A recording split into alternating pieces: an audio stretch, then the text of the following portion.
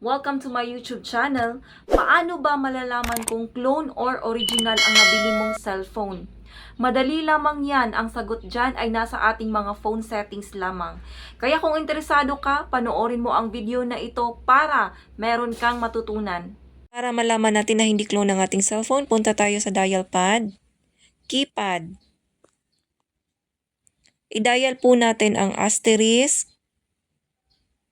number sign, 06 number sign. I-screenshot mo yan dahil i-compare natin yan mamaya kung same ba sila ng info sa phone settings natin. Back tayo at puntahan natin ang ating phone settings. Dito sa ating settings, scroll up mo lang yan at hanapin natin ang about device. Scroll up at hanapin mo ang status.